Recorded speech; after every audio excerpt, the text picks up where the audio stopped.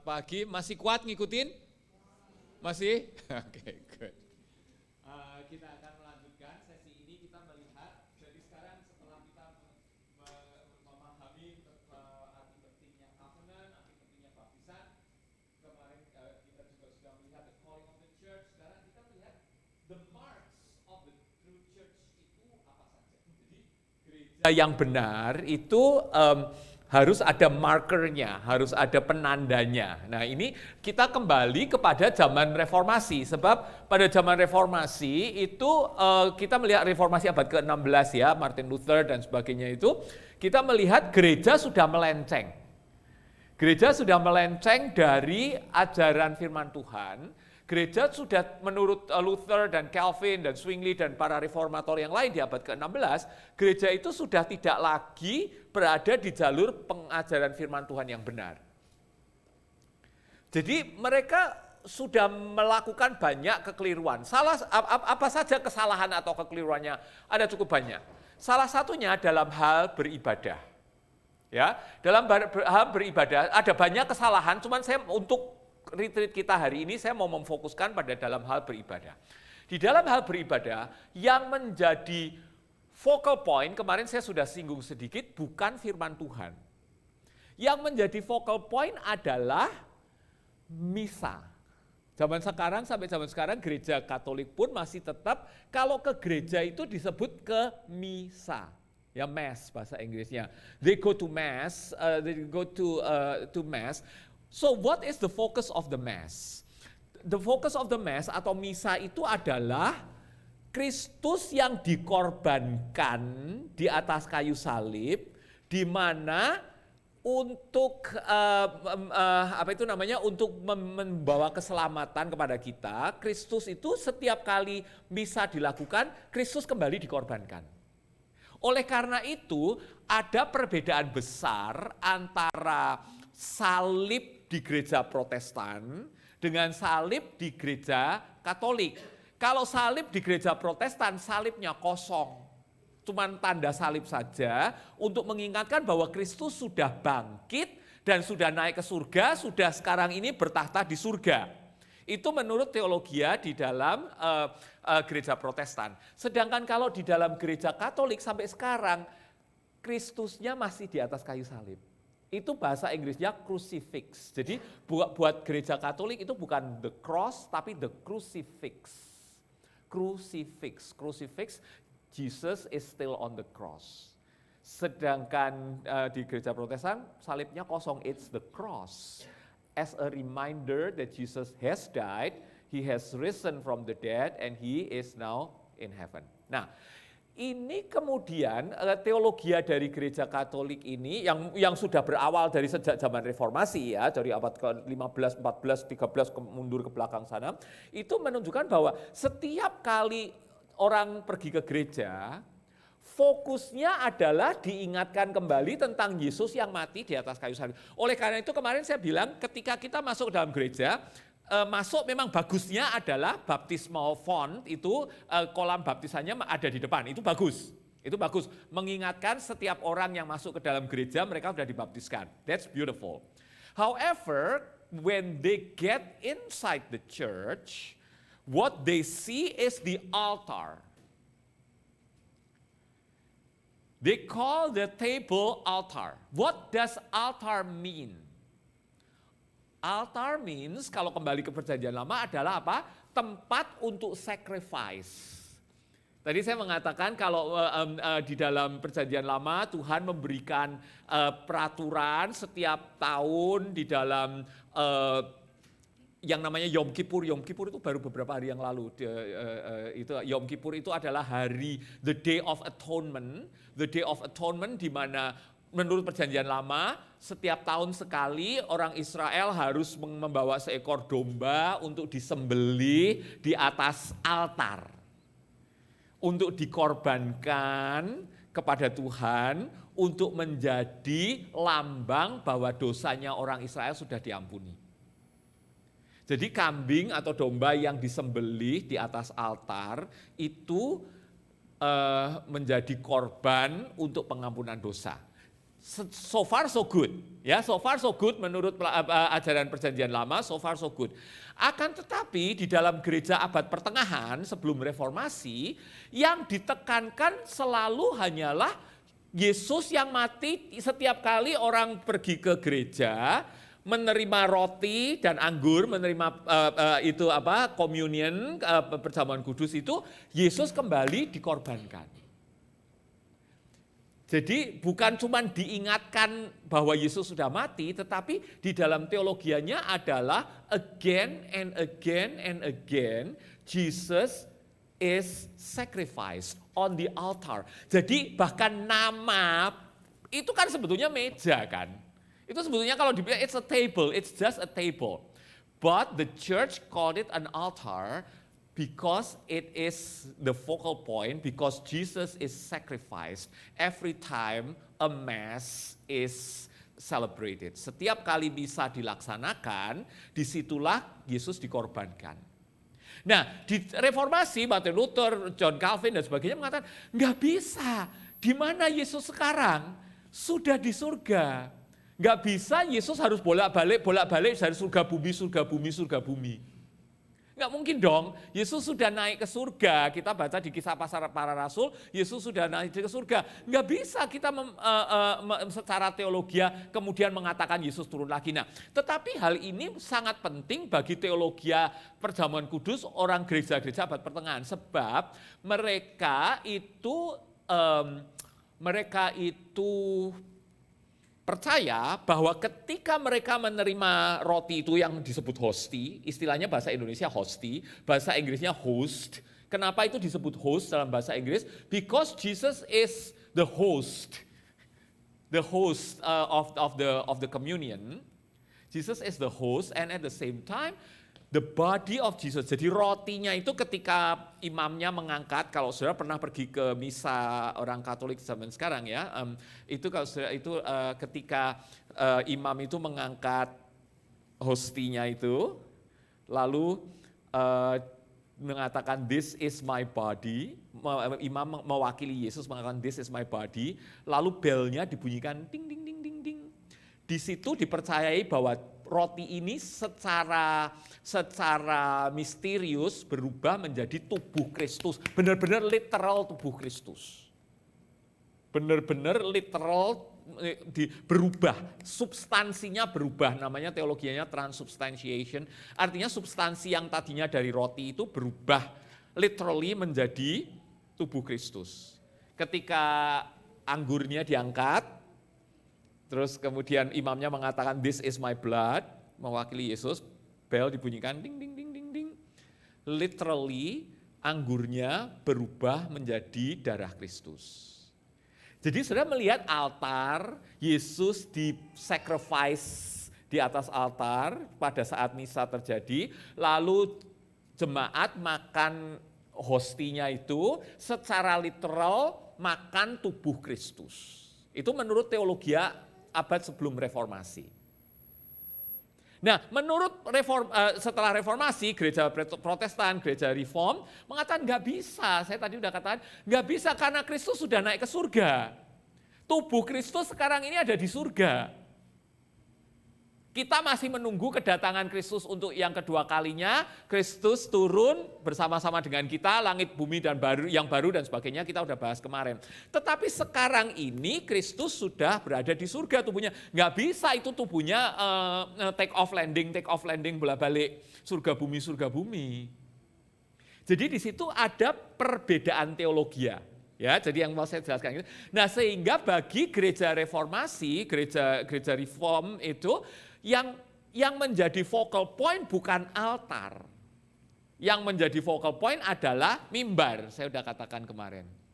Yang menjadi focal point adalah mimbar. Karena apa? Yang penting ketika jemaat pergi ke gereja, mendengarkan firman Tuhan, bukan mengkorbankan Yesus kembali di atas altar. Saudara melihat beda fokus.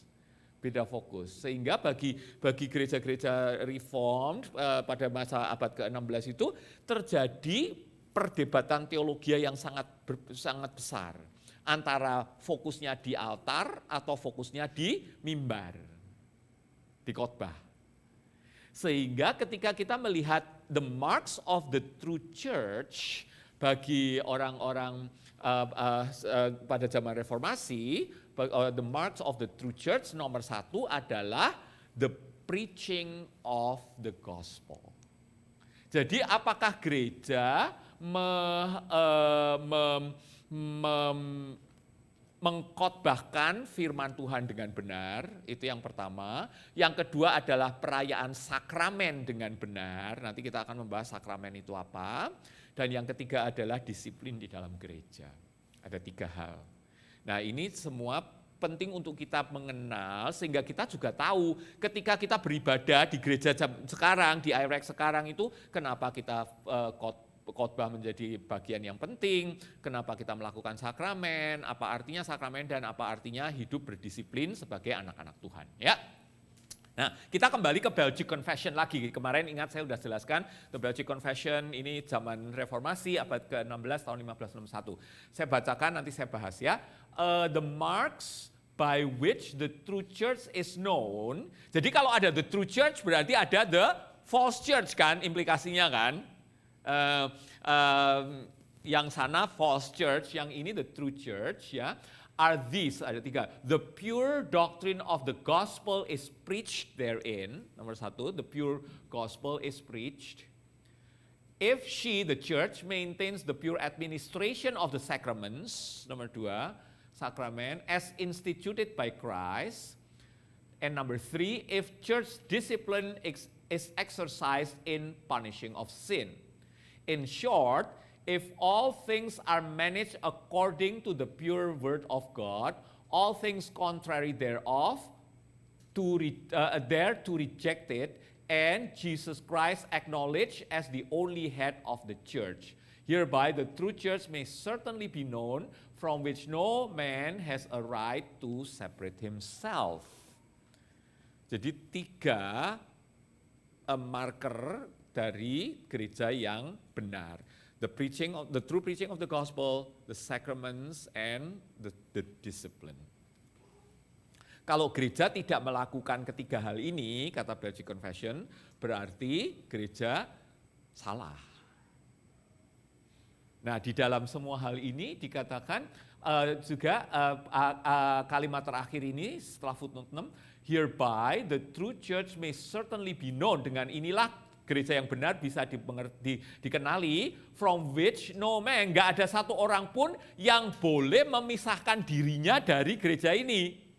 Saudara ngelihat kembali lagi, connected to the church. Kemarin outside of the church there is no salvation.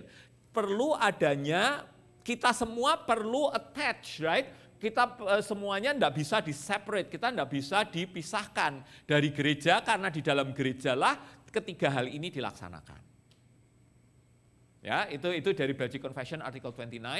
Now, kita akan melihat yang pertama adalah the pure preaching of the word of God, ya.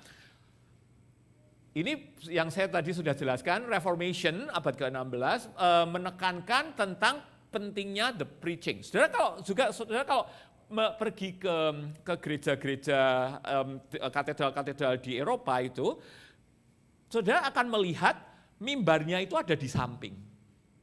Jadi jemaatnya di sana, ya kalau saudara yang pernah ngelihat ya, mimbarnya itu ada di samping. Jadi imamnya ngomongnya pakai bahasa Latin, dermimil bahasa Jawanya, dermimil Pak, babbling. Ya orang jemaatnya nggak ada yang tahu, madepnya ke sana. Jemaatnya dibiarkan saja, tidak mendapatkan pengajaran firman Tuhan, tidak mendengarkan khotbah dalam bahasa yang mereka kenal, karena imamnya ngomongnya pakai bahasa Latin. Ya, nah kemudian ketika pada zaman reformasi itu kan duduknya ngadep ke sana, mimbarnya ke sana, tapi mimbarnya berat sekali. Saudara kalau pergi balik lagi ke Semarang, karena itu di gereja Belenduk yang saya kemarin sebutkan itu, di gereja Belenduk di tengah kota Semarang itu, sampai sekarang kalau saudara ke gereja situ, mimbarnya masih dari mimbar zaman itu, saya paling senang sekali itu. Jadi mimbarnya itu yang naik tinggi, lalu di belakangnya itu ada kayu untuk sounding board, sehingga zaman dulu kan belum ada loudspeaker, belum ada yang kayak begini, sehingga suaranya pengkhotbahnya bisa menggema ke atas lalu bisa kedengaran. Itu bagus sekali. Nah, itu mimbar itu sudah ada sejak zaman Belanda yang di gereja di Semarang itu, di gereja Brenduk. Saya suka sekali melihatnya, beberapa kali ke sana saya fotoin terus karena memang itu sangat bersejarah begitu ya. Oke.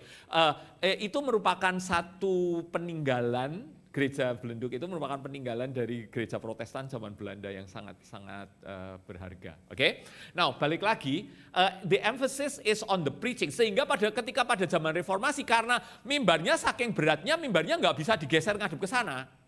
Sehingga akibatnya yang dilakukan adalah kursinya yang digeser ngadep ke mimbar. Ya, jadi kan lebih mudah menggeser kursi, walaupun kursinya juga berat, itu kursi kayu-kayu gitu, tapi masih lebih memungkinkan karena mimbarnya sudah nggak mungkin itu. Ada beberapa gereja-gereja yang mimbarnya itu dari marble, so it's not wooden, it's from marble, nggak mungkin kan udah dibangun jadi satu dengan arsitektur gerejanya, sehingga kursinya lah yang dirubah untuk ngadep ke mimbar. Jadi itu ada pergeseran juga, makanya penting sekali untuk kita tuh selalu cermat memikirkan bukan hanya program. Kemarin saya katakan bukan hanya isinya paduan suara, puji-pujian dan sebagainya, tetapi bagaimana kita juga menata ruangan.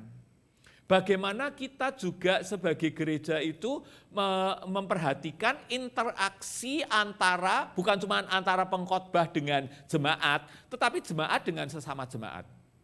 Itu penting untuk kita pikirkan. Menengok dari reformasi ini dengan melihat sentralitas dari firman Tuhan. Juga bagaimana kita mendengar satu dengan yang lain ketika kita menyanyi. Sebab menyanyi itu adalah bagian dari service, dari ibadah kita kepada Tuhan. Kalau menyanyinya didominasi oleh band dan worship leader dan singer yang hingar-bingar, sehingga saya mau nyanyi pun duduk di sana nggak bisa dengar suara saya sendiri, saya bilang itu gagal, tidak tepat. Saya bukan tidak setuju dengan adanya band dan sebagainya, bagus. So insofar as they support congregation singing and not becoming the center. Yang saya kritik adalah kalau ada gereja-gereja yang musiknya sebegitu bagusnya, but they take over. Nah, itu udah salah lagi. Kalau kita mengkritik orang abad pertengahan, altar itu teologianya salah, yang jadi focal pointnya altar, saya bilang nggak tepat kan, karena Kristus sudah mati, sudah bangkit kembali, teologinya harus benar. Teologianya harus lurus dulu, kita udah lurus, Kristus sudah ada juga. So do not replace that with the music and the worship leaders. Soalnya focal point-nya akhirnya jadi music and the worship leaders, bahkan yang nyanyi jemaat sendiri nggak bisa dengar suaranya sendiri, apalagi dengar suara sesama jemaat. Perlu kita pikirkan sekali, balance, ya, sound balance di dalam ibadah itu juga menjadi satu hal yang sangat penting. Nah, juga pada zaman reformasi memang the preaching of the word is important, tetapi juga satu perubahan besar yang terjadi pada zaman reformasi adalah, terutama di gerejanya Calvin di Geneva, adalah congregation singing itu menjadi bagian yang sangat penting di dalam liturgi.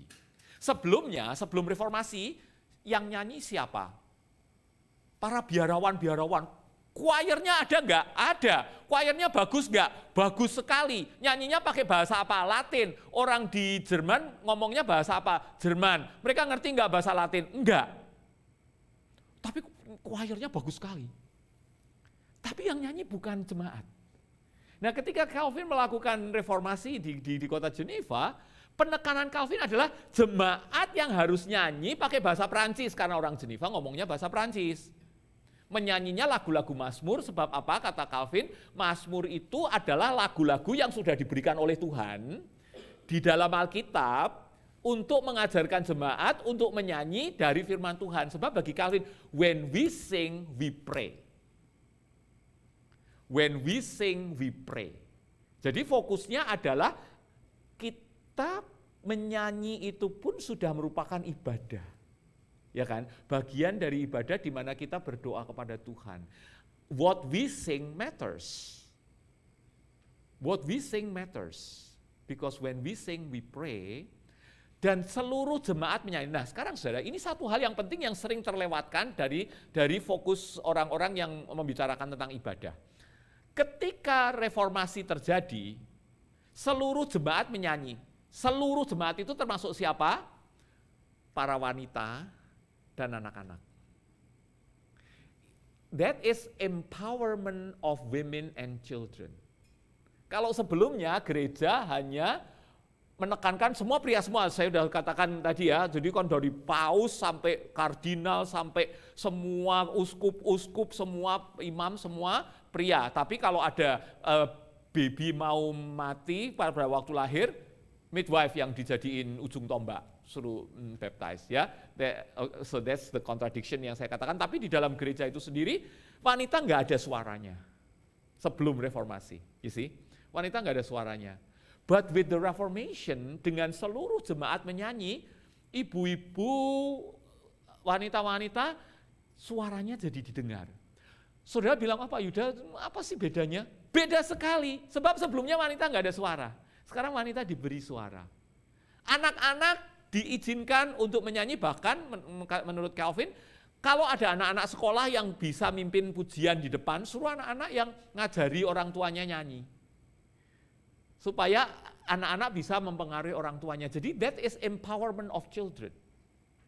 Maka saya katakan anak-anak di dalam gereja itu penting. Anak-anak di dalam gereja supaya dari sejak kecil mereka sudah terbiasa dengan beribadah. Sejak kecil mereka sudah tahu, oh ibadah itu artinya kayak begini. Oke, so itu merupakan satu perubahan besar yang bagi kita sehingga sampai kita zaman sekarang, ketika kita beribadah di dalam gereja, puji-pujian juga menjadikan satu bagian yang sangat penting. Nah, yang buat kita zaman sekarang adalah bagaimana kita memilih puji-pujian. Bagaimana kita memilih lagu-lagu di dalam gereja. Buat saya, musiknya mau model apa, terserah itu sesuai dengan sense of beauty dari masing-masing gereja, mau pakai keyboard, pakai drum, pakai gitar, pakai apa, that is all fair game. That is all good. As long as we know what we sing and how we sing it. Maksudnya kata-katanya kita harus hati-hati memilih lagu-lagu dengan kata-kata yang tepat, dengan pengajaran yang tepat, dan juga how in the sense of apakah kita memberikan jemaat kesempatan untuk supaya suaranya didengar. Di situ saya selalu menekankan hal ini ketika kita membicarakan tentang corporate worship ya. Dan saya tadi sudah katakan focal point-nya sekarang adalah pulpit, no altar. Preaching in the vernacular artinya berbicara dalam bahasa yang dimengerti oleh jemaat. Makanya tadi Pak Gunadi sudah menanyakan tentang bahasa, saya sudah jawab pertanyaan Pak Gunadi. It is crucial for the church to think about what language all the congregation can understand. Jangan hanya harus bahasa ini, harus bahasa ini. Soalnya kalau kita hanya menekankan harus bahasa ini, berarti kita balik lagi kepada zaman sebelum reformasi, Latin semua. Zaman itu Latin semua, zaman sekarang nggak tahu. Kalau saya menurut saya bahasa Jawa paling enak. Tapi nggak bisa begitu kan? In the vernacular, meaning the language that the people can understand.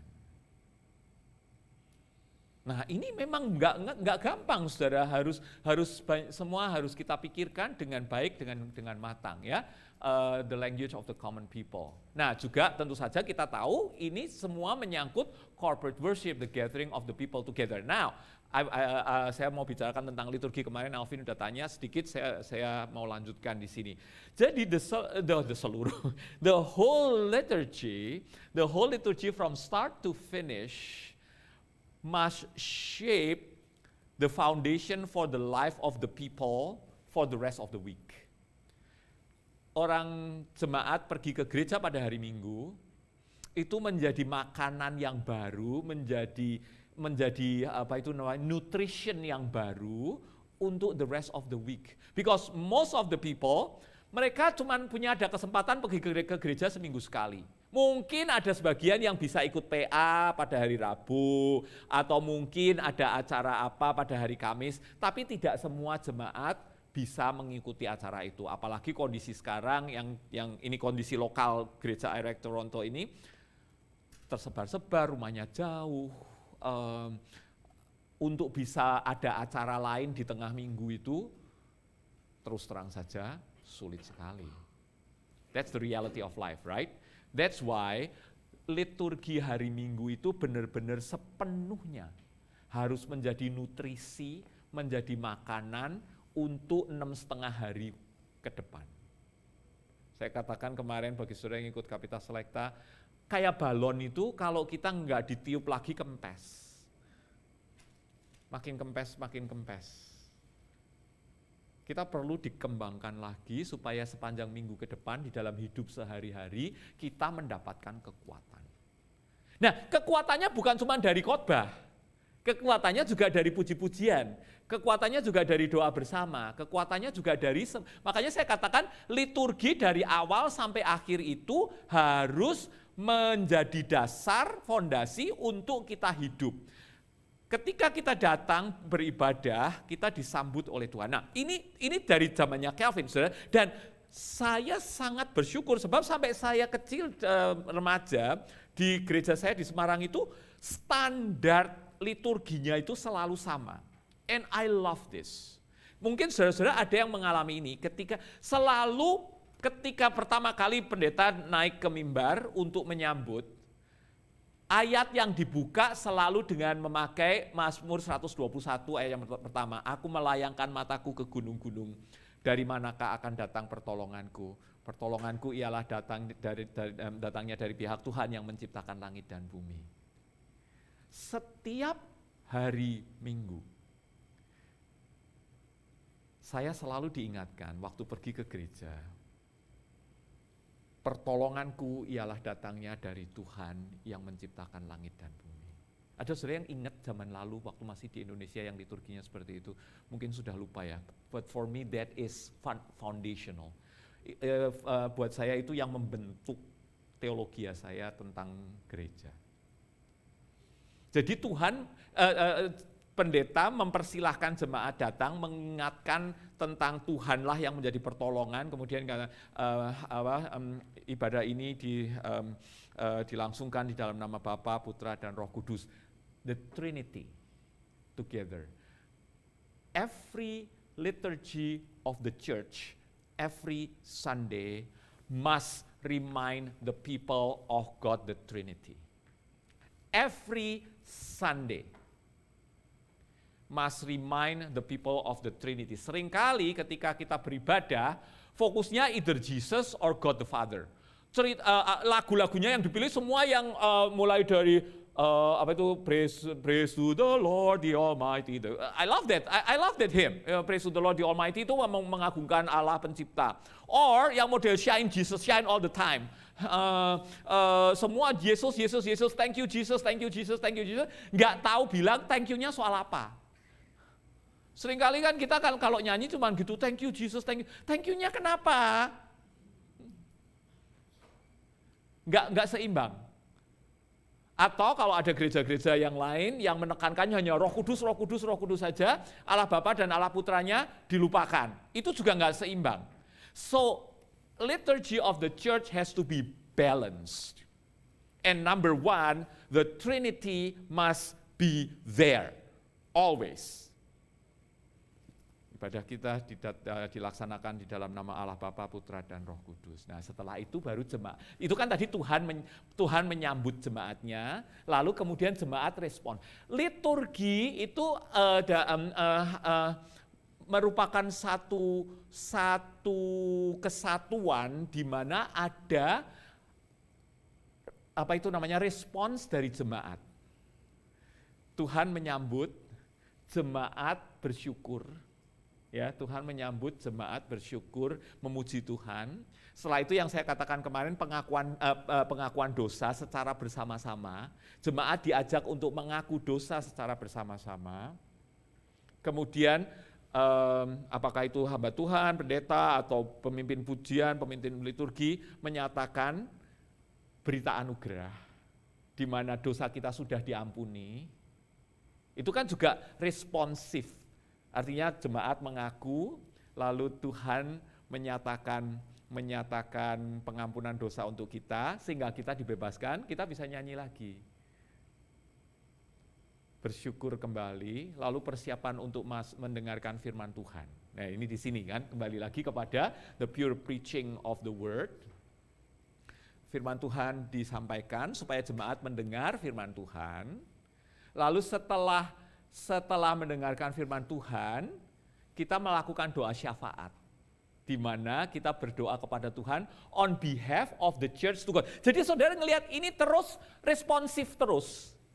Sebuah liturgi itu adalah sesuatu yang terus-menerus dari jemaat kepada Tuhan, Tuhan kepada jemaat.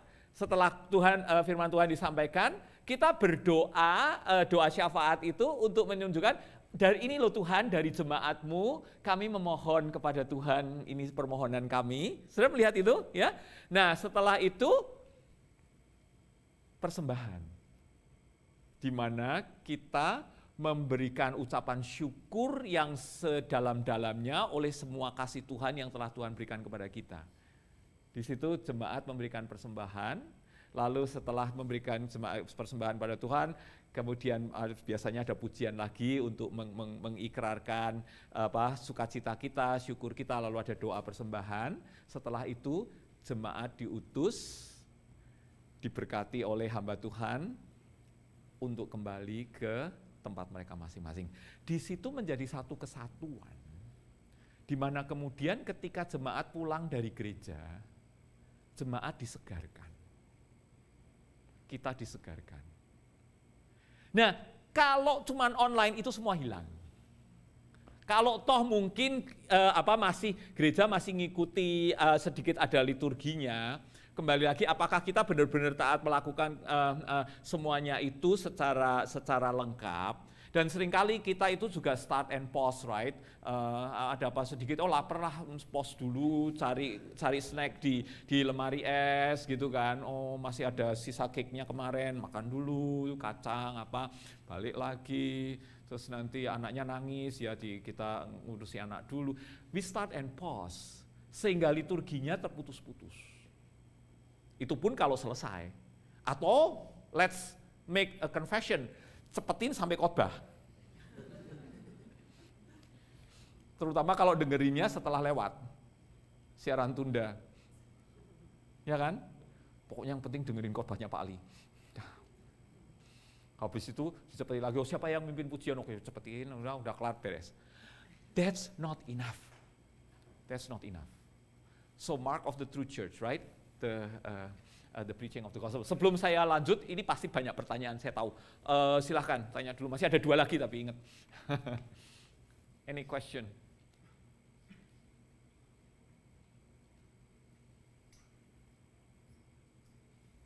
Enggak ada, saya tadinya pikir banyak pertanyaan.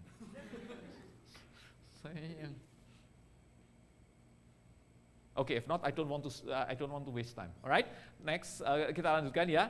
Jadi what we do at church must be reflected in the entire life. Jadi liturgi itu kemudian direfleksikan kepada kita di dalam kehidupan kita. Ya. Nah, ini sekarang saya mau mengajak saudara untuk melihat our world belongs to God. Kemarin saya jelaskan ini yang contemporary testimony ya. The church is a gathering of forgiven sinners. Ya, so we are forgiven sinners called to be holy, saved by the patient grace of God. We deal patiently with others. Saudara, ketika kita pergi ke gereja, kita harus deal patiently with others and together confess our need for grace and forgiveness. Restored in Christ's presence, shaped by His life, this new community lives out the ongoing story of God's reconciling love, announces the new creation and works for a world of justice and peace. Corporate worship requires that we are patient with each other. Nenek saya, mak saya yang dari mama itu rajin sekali pergi ke gereja, but she could not carry a tune. Nyanyinya fals luar biasa. Don't get me wrong, I love my grandmother. She is wonderful. She was the one teaching me how to cook and I love her. Alright. But pergi ke gereja bersama mak saya, duduk di sebelah dia is a torture for my ears. But she sang with all her heart and loud. I learned how to tolerate because I like singing. Saya suka menyanyi dari sejak masih kecil. Saya kalau nyanyi itu serius sekali. I tolerated her, I love her. Itu hanya sebuah contoh how to be patient with each other. Masih ada banyak lagi hal-hal yang mungkin membuat kita friction, membuat kita tidak sependapat. That's the reality of being together. That's the reality of being together. Beda pendapat itu bukan masalah. Yang penting kita bisa saling menghargai, mendengarkan satu dengan yang lain. But ini contemporary testimony ini kan benar-benar maknyus gitu kan, masuk di hati gitu kan ya. Ngomongnya apa adanya gitu. Kalau mau corporate worship ya harus menghadapi ini. Nggak bisa. We have to be patient with each other. There's no other way. Beda pendapat atau beda selera. Itu sangat-sangat normal. But that's what the calling is all about, so that we can do worship together, confess our need bersama-sama. Jadi corporate worship juga nggak gampang, saudara. Bukan everything is beautiful, everything is smooth. Nggak semua itu. Jadi gereja juga harus selalu ready that there may be bumps in the road. Ya, nah. Sekarang kalau nggak ada pertanyaan, saya lanjutkan dengan the sacraments ya. Nah di dalam gereja Protestan ini kembali lagi kepada zaman Reformasi. Kenapa hanya ada 2 sakramen? Kenapa hanya baptisan kudus dan perjamuan kudus? Sedangkan gereja sejak abad pertengahan yang sekarang jadi Katolik Roma ada berapa sakramennya? Ada 7. Ya, ada 7 sakramen mulai dari baptisan, lalu confirmation, baptism, confirmation, lalu mengaku dosa, ya mengaku dosa, lalu marriage, lalu ordination, ya marriage, ordination, the last rite. Kalau orang yang mau meninggal itu diberikan the last rite, saya masih kurang satu. Communion, kau lupa. Communion yang paling penting. So baptism, confirmation, communion ya. Jadi baptism, confirmation, communion, marriage, ordination, the last rite, and masih kurang satu lagi. Mengaku dosa. Mengaku dosanya lupa. Mengaku dosa lalu the last rite. Ada 7 ya.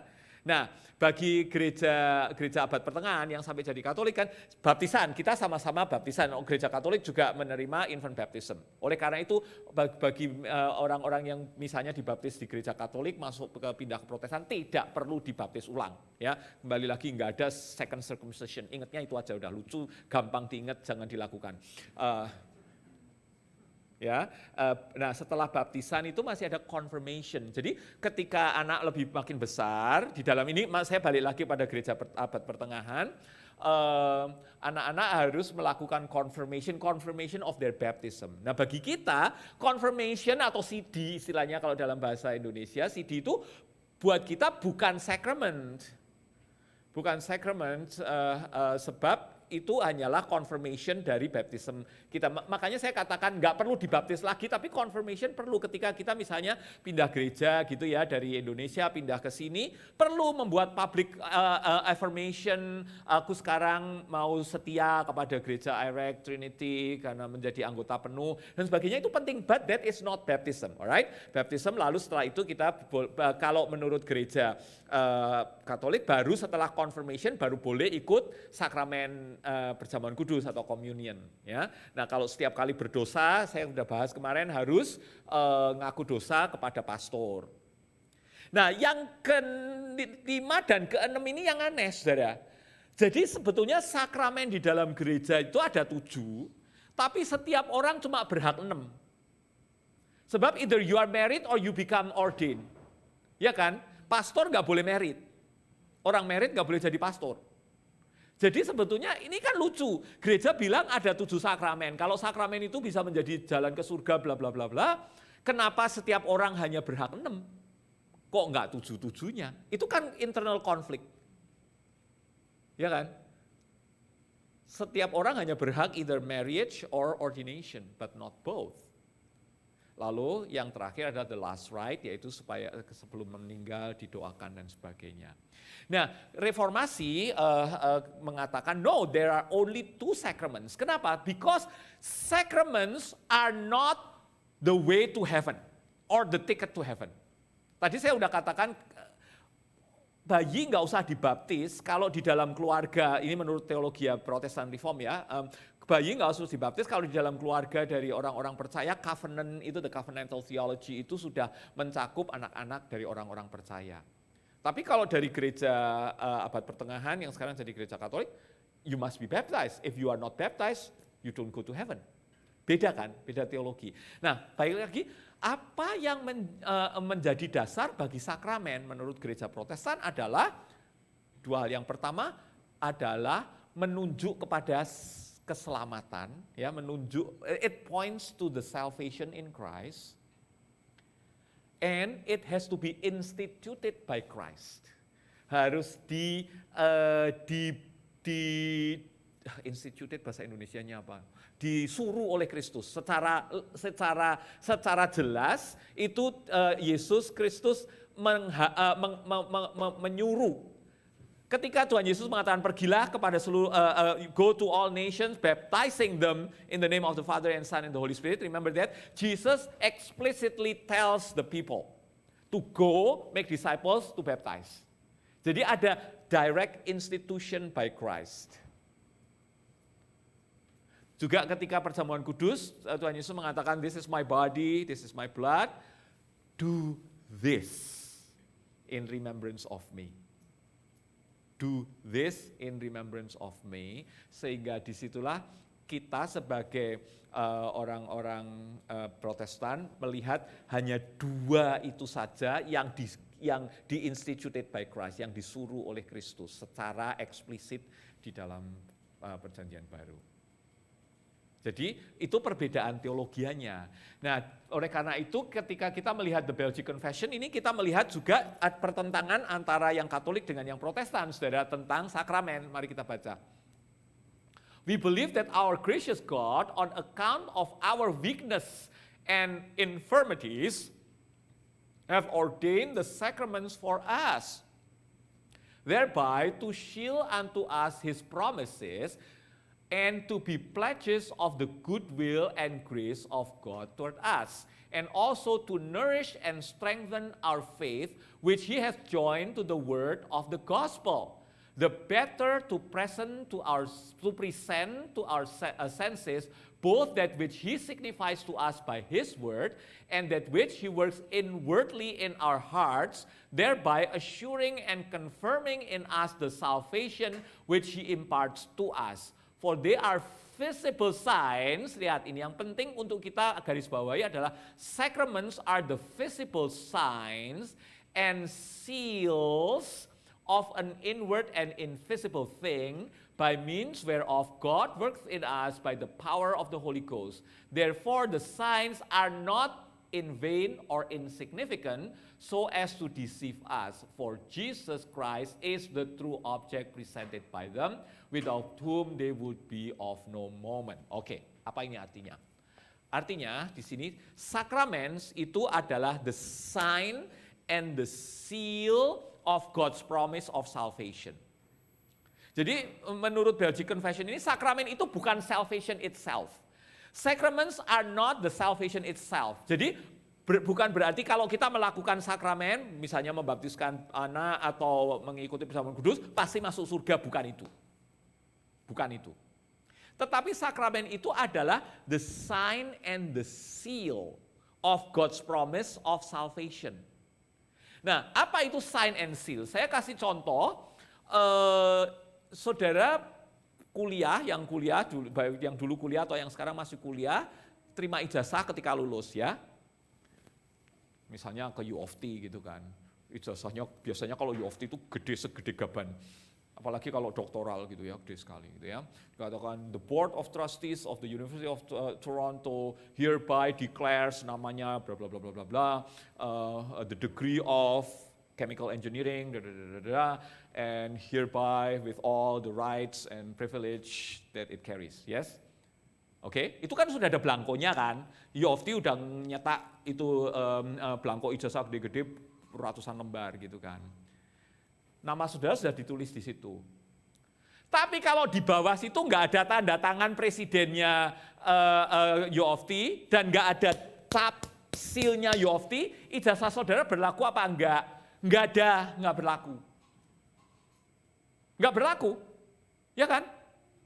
Nggak ada tanda tangan presiden, nggak ada sign, nggak ada seal, nggak berlaku. Oke? Jadi, the sign and the seal berguna atau tidak? Berguna. Penting atau tidak? Penting. Tetapi, ijazah saudara yang selembar segede gaban itu bukan seluruh pengalaman pendidikan yang saudara terima di U of T selama 4 tahun atau 5 tahun studi. Sebab pendidikan yang saudara terima di U of T itu termasuk nulis paper berlembar-lembar, termasuk ikut kuliah, ikut ujian, berdebat sama dosennya, jalan-jalan sama teman-temannya, guyon atau bercanda, malam-malam kalau yang tinggal di dorm, malam-malam debate atau discuss atau talk about music, about movies, playing video games. The whole experience of your education, 4 or 5 years at the university, is not reducible to one piece of paper. Saudara lihat itu ya. Pendidikan yang saudara terima, pengalaman kuliah dan sebagainya, tidak bisa direduksi menjadi hanya selembar kertas itu. Tetapi selembar kertas itu yang sudah ditandatangan dan diberi seal oleh sekolahan, itu menunjukkan bahwa saudara punya semua pengalaman pendidikan itu. All your knowledge, all your wisdom, all your education, everything can be reflected by way of that one piece of paper. You see the relationship? Sakramen itu seperti itu. Sakramen itu seperti ijazah yang ada tanda tangan dan ada capnya.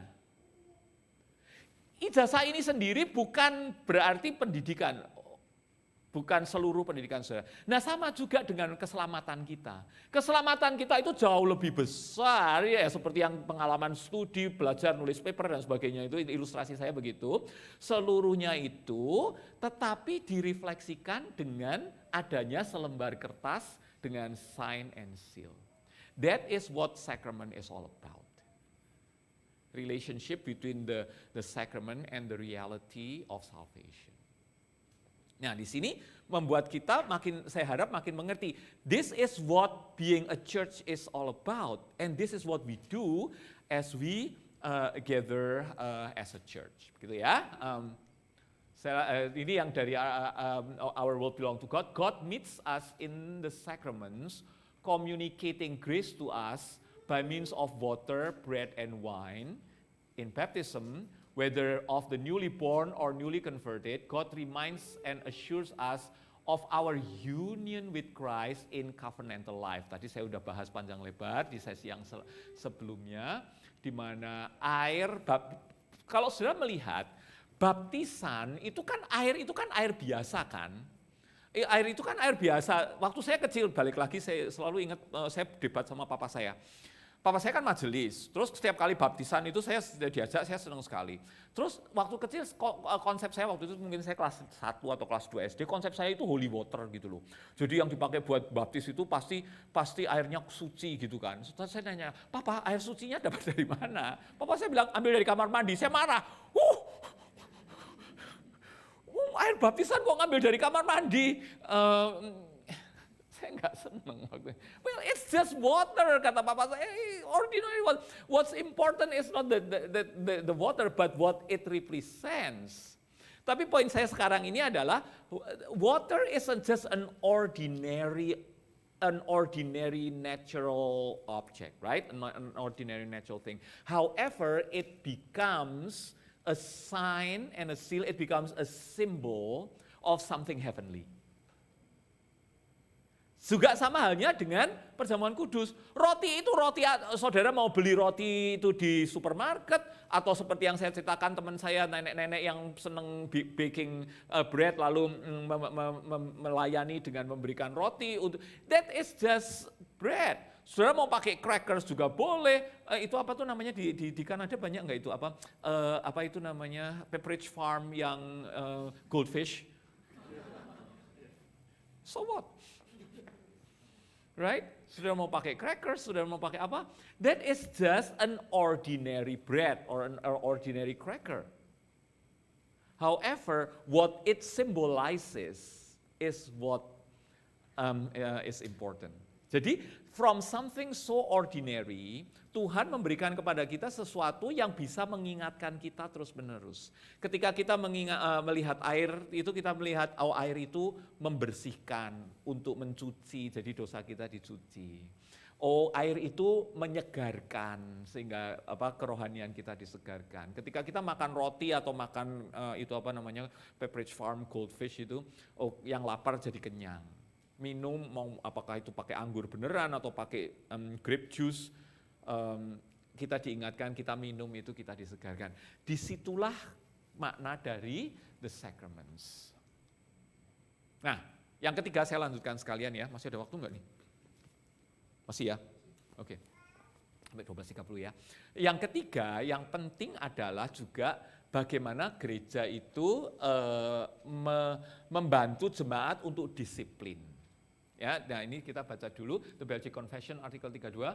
In the meantime, we believe, though it is useful and beneficial that those who are rulers of the church institute and establish certain ordinances among themselves for maintaining the body of the church, yet they ought studiously to take care that they do not depart from those things which Christ, our only Master, hath instituted. And therefore we reject all human inventions and all laws which man would introduce into the worship of God, thereby to bind and compel the conscience in any manner whatever. Therefore we admit only that which tends to nourish and preserve concord and unity, and to keep all men in obedience to God. For this purpose, excommunication or church discipline is requisite, with that several circumstances belonging to it according to the word of God. Nah, apa artinya ini, saudara? Ini kembali lagi kepada zaman reformasi, diperlukan adanya discipline of the church. Artinya orang-orang diajar untuk mendisiplin dirinya. Nomor satu tentu saja beribadah, ya. Juga hidup di dalam kekudusan, jangan hidup sembarangan, jangan hidup menurut aturannya sendiri. Orang Kristen harus menunjukkan kehidupan yang sesuai dengan firman Tuhan. Nah, kalau misalnya ada orang Kristen anggota jemaat yang tidak melakukan disiplin itu, dipanggil oleh gereja yang namanya konsistori. Sampai zaman sekarang kita masih pakai istilah konsistori, dipanggil ke konsistori untuk diluruskan. Nah, ada kalanya kalau orang ini misalnya terlalu banyak problem, berantem ke sana kemari atau ketahuan berzina dan sebagainya. Memang perzinahan itu zaman dulu juga sudah banyak begitu. Orang ini didisiplin oleh gereja dalam pengertian untuk satu masa enggak boleh ikut perjamuan kudus. Karena ini menyangkut kesucian hidup dan kesalehan hidup selama digembalakan. Istilahnya selama satu periode gitu. Zaman dulu itu perjamuan kudusnya setahun cuma 4 kali. Cuma setahun 4 kali, jadi selama satu periode orang ini digembalakan secara khusus untuk tidak mengikuti perjamuan kudus sampai dia bertobat kembali kepada Tuhan. Nah, itu pengertian dari gereja reform. Tapi kalau gereja Katolik, ekskomunikasi itu beda. Saudara, ini di sini ada istilah excommunication, ya. Excommunication kalau di zaman abad pertengahan, excommunication itu adalah kalau orang tidak setuju dengan ajaran gereja, lalu dibilang di ekskomunikasi. Ada ekskomunikasi itu kan communion kan, diputus komunikasinya dengan gereja. Teologi abad pertengahan artinya apa? Saudara kehilangan keselamatan. Kalau didepak keluar dari gereja, kalau bilang, oh kamu nggak setuju sama gereja, ya udah kamu diekskomunikasi, artinya keselamatanmu hilang. Sebab remember, kembali lagi on this rock I built my church, hari pertama kemarin, menurut teologi abad pertengahan itu adalah gereja punya wewenang untuk menentukan siapa yang selamat, mana siapa yang nggak selamat kan. Kalau dibaptis, oh dia pasti selamat masuk surga. Nah kalau gereja nggak setuju sama ini orang ditendang keluar dari gereja, diekskomunikasi istilahnya, itu adalah deklarasi bahwa orang ini tidak selamat. Loh, ntar dulu dong, yang menentukan selamat atau nggak selamat itu manusia apa Tuhan, ya kan? Tetapi di dalam teologi abad pertengahan waktu itu gereja punya kuasa yang sangat besar, sehingga orang-orang semua takut dengan kekuasaan gereja pada waktu itu. Jadi istilah ekskomunikasi di dalam gereja sebelum reformasi dengan gereja sesudah reformasi itu beda. Kalau yang sebelum reformasi itu ekskomunikasi artinya kehilangan keselamatan. Tapi kalau di dalam gereja reformasi yang kita bicarakan ini, the third mark of the church adalah apa saudara? Justru dibina supaya tidak terhilang. Beda kan? Kalau ada orang yang berdosa, dibantu, dibina, digembalakan oleh gereja supaya tidak terhilang, supaya kembali kepada Tuhan, supaya bertobat dan kembali beribadah. Jadi itu dua konsep yang sangat berbeda. Memang disiplin itu juga penting. Kemarin saya sudah katakan, kalau nggak ada disiplin nggak bisa jadi disciple. How can we be the disciple of Christ, murid Kristus, tanpa kita sendiri harus berdisiplin. Termasuk di dalam disiplin itu adalah kita juga hidup kudus sesuai dengan panggilan Tuhan. Oke, pertanyaan. Yes. Untuk disiplin, apakah untuk zaman sekarang ini hal yang realistik dilakukan? Jadi kalau, misalnya gereja reform, kamu salah ini, ya udah aku keluar, pindah gereja sebelah. Betul. So, ya. no big deal. Ya, betul. Saya sangat sadar dengan kondisi kehidupan zaman sekarang yang sangat berbeda. Soalnya kita zaman sekarang gereja itu kan sudah jadi seperti mall atau supermarket kan. Nggak suka sama Target ya beli Walmart gitu kan. Nggak suka sama Walmart ya beli yang lain lagi gitu. Persoalan zaman sekarang itu sangat berbeda. Memang jadi makanya gereja untuk yang soal disiplin itu sulit, dan bahkan antara gereja yang seperti gereja Iraq ini yang imigran atau gereja yang pengalaman saya dengan gereja yang bule yang udah established itu beda. Cuman yang saya tahu di beberapa gereja di Indonesia disiplin gereja ini masih dilaksanakan. Soalnya saya punya banyak tahulah pokoknya siapa yang masih digembalakan secara khusus oleh gereja. Jadi ada gereja-gereja yang masih pegang kepada disiplin gereja ini. But I understand your situation. Tetapi points yang penting mungkin untuk kita lakukan bukan model didisiplin nggak boleh ikut perjamuan kudus seperti itu. Tetapi yang penting adalah hamba-hamba Tuhan bersama dengan majelis itu terus-menerus memelihara kehidupan teologi dan kehidupan iman jemaatnya secara hati-hati dan sangat hangat. Dalam pengertian, yaitu digembalakan tapi bukan dalam pengertian disiplin seperti ini. Di mana gereja terus-menerus mengingatkan supaya jemaat hidup sesuai dengan firman Tuhan, mengingatkan jemaat supaya terus berada di dalam pelayanan dan kehidupan yang sesuai dengan firman Tuhan. Saya rasa itu masih tetap harus dilaksanakan tanpa harus strict seperti ini. Juga kita perlu tahu ini Belgic Confession kan ditulis abad ke-16, waktu itu gereja masih mengalami perubahan yang sangat besar di mana gereja pada waktu itu masih harus meluruskan di mana gereja masih harus meluruskan apa yang salah. Soalnya kehidupan orang-orang abad pertengahan itu saya banyak sekali baca dan mempelajari itu, kehidupan mereka itu sangat amburadul, saudara. Saya kasih contoh ya, soal pernikahan. Zaman dulu abad pertengahan itu lucunya begini, saudara, gereja mengatakan pernikahan itu kan sakramen, ya kan? Itu di satu pihak. Di pihak lain tuh begini, kalau misalnya ada saya seorang pria begitu, terus ketemu ada seorang wanita yang saya suka gitu, terus saya bisa datang ke wanita itu bilang, yuk kita pergi ke bar, we drink in the name of marriage, menghadirkan satu saksi, lalu kita toast, lalu kita minum, that's it. We are married. It's as simple as that. You go to the bar, you drink in the name of marriage, she agrees, and there is a witness, you are married. Lucu toh, nggak perlu ke gereja, nggak perlu diberkati, nggak perlu apa, sudah married. Nah sekarang bayangkan kalau misalnya saya ini playboy, dan saya ini wandering salesman di Eropa. Misalnya saya asalnya dari kota Basel, saya di Basel udah gitu, ini ada cewek cantik, let's drink in the name of marriage, oke. Saya udah married dengan ini, lalu next month saya pergi ke Zurich.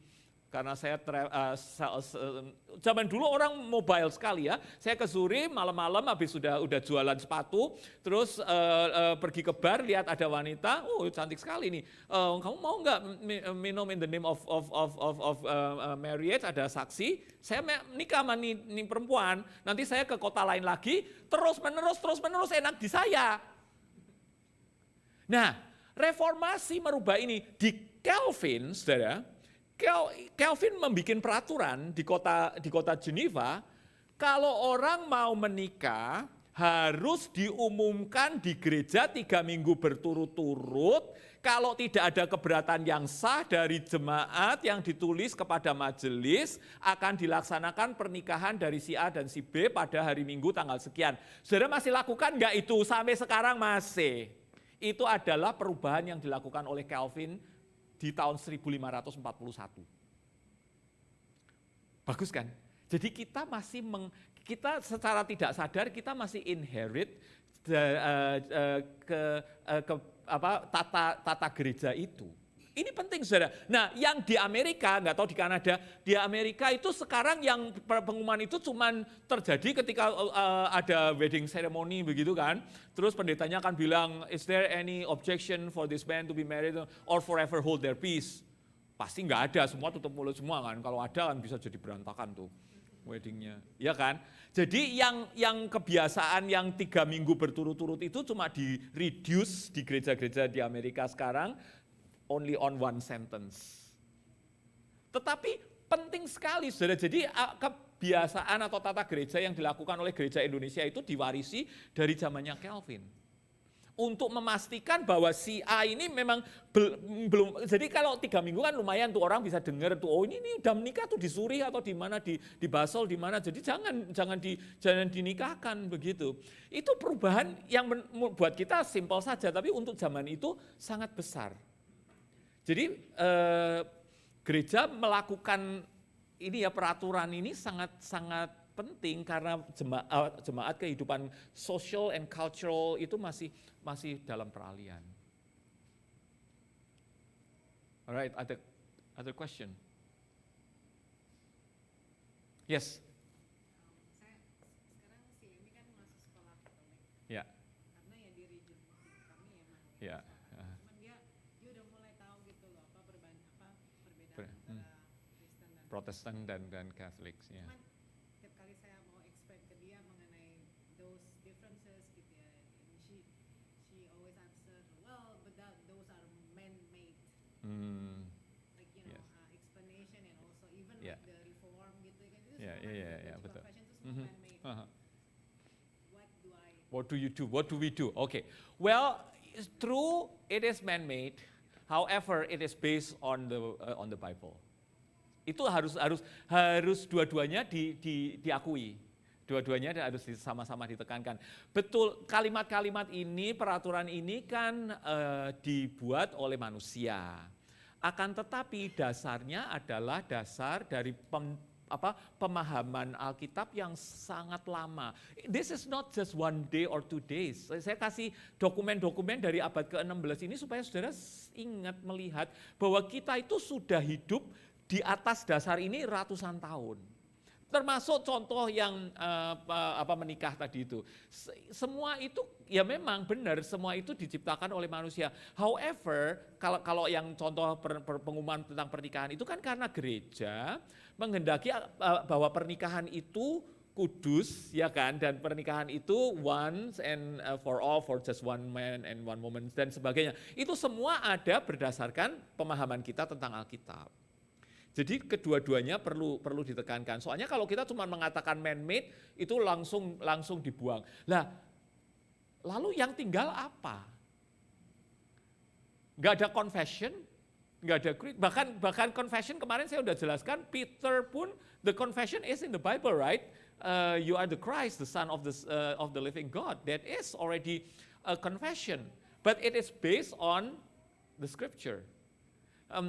Jadi ini pertanyaan-pertanyaan seperti ini, terutama kalau saudara punya anak-anak atau keluarga yang right there, late teen begitu, sangat sensitif dan kita perlu benar-benar membimbing anak-anak kita. But I always say both, right? Yeah, good. Other question? Yes, go ahead. Oh, go for it.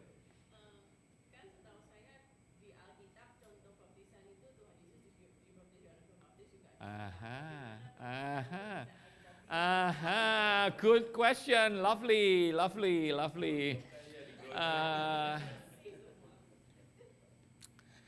Ketika Tuhan Yesus mengatakan go make disciples of all nations, baptizing them in the name of the Father and the Son and the Holy Spirit, Tuhan Yesus gak mengatakan by sprinkling only or by immersion only. Mode dari baptisan bukan masalah. The mode of baptism, apakah sprinkling, apakah immersion, that is secondary. What's important is baptizing in the name of who? The Father and the Son and the Holy Spirit. Kita seringkali salah fokus. Yang penting enggak dipentingin, yang enggak penting dipentingin. Akibatnya berantem. You see?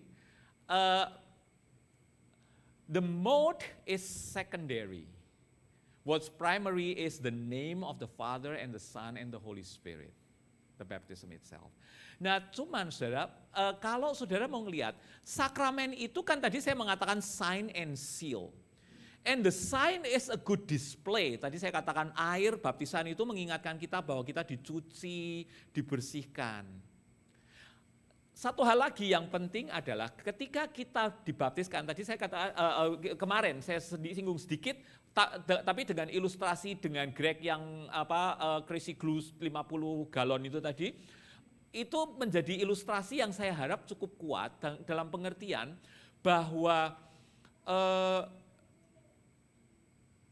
sakramen itu mengikatkan kita kepada Tuhan kan. Kita diikat in a covenantal relationship. We are united with Christ.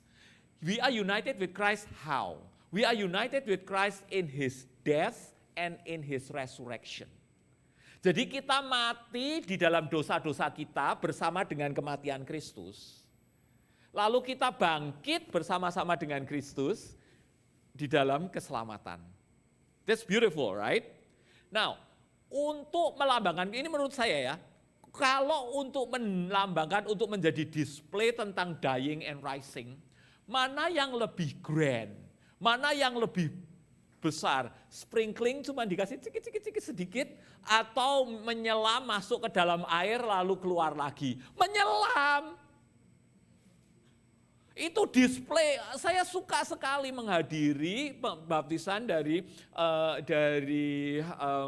orang-orang yang gerejanya baptis selam. Sebab as a display, as a reminder that we die with Christ and rise again, baptis selam itu sangat indah. However, in all practicality, it's difficult. Saudara, ada encim-encim umur 80 tahun terima Yesus, udah sakit dibaptis selam. It's not practical. Infant baptism, you selam your baby, I don't know what happens. Ya, jadi ada hal dalam hal ini kita nggak bisa jadi dogmatik untuk masalah praktis yang sebetulnya bukan masalah teologis. Cuman seringkali kita berantemnya tuh hanya untuk masalah caranya tanpa mengingat inti teologinya. Itu yang mau saya luruskan. Jadi poin saya adalah mau baptis selam, mau baptis percik, the mode is secondary. The mode is secondary. The theology and the meaning of baptism is primary. Gitu aja. Soalnya udah ada ratusan buku ditulis tentang hal itu. Back there, Edward.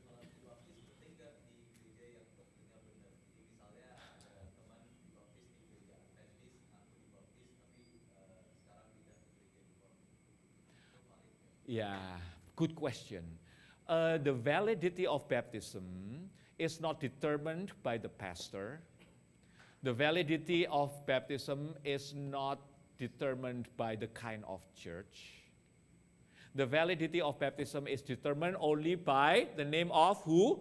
The Father, Son, and Holy Spirit, and it is water baptism. Jadi pertanyaan saya harus kembalinya ke sana. Apakah baptisan itu, baptisan dengan air, mau dipercik, mau diselam, itu secondary. Ya. Lalu juga dipertanyakan apakah baptisan itu dilakukan dalam nama Bapa, Anak, dan Roh Kudus. Yes.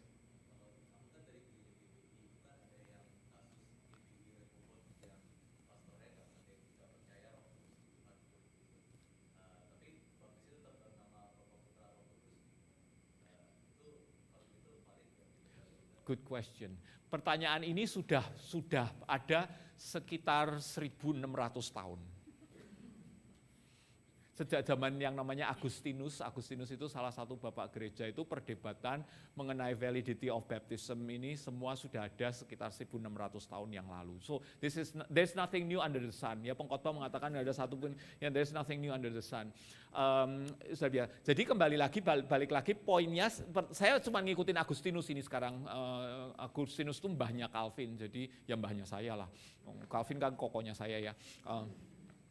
Jadi balik lagi pertanyaannya itu, the validity is not based on the pastor, or even if the pastor has become a sinner begitu atau sudah meninggalkan gereja, the validity is in the name of the Father and the Son and the Holy Spirit. Jadi kalau memang baptisannya di dalam nama Bapa, Putra dan Roh Kudus, the baptism is valid. Tapi ketika pindah gereja, poinnya adalah ketika pindah gereja perlu nggak mengadakan yang saya katakan public declaration? Perlu. Tapi bukan dibaptis lagi. Jadi bukan pada masalah pengulangan baptisannya, not the repetition of the baptism. However, it is about the public declaration. Karena sekarang saya join a new church, I want to abide to the new church, I want to serve in the new church, I want to help each other in the new church. Itu penting. Itu penting untuk dilakukan tanpa harus dibaptis ulang. Jadi kalau saudara lagi jalan-jalan ke Sungai Yordan sana di Israel, jangan minta dibaptis lagi. Ingat saudara, kalau sampai saudara tempted untuk itu muka saya jelek sekali di muka saudara ngambang di Sungai Yordan. Saya wanti-wanti murid-murid saya banyak itu yang pada ikut tur ke Sungai Yordan. Saya kata, no rebaptization. Alright, ada pertanyaan lagi, satu lagi mungkin?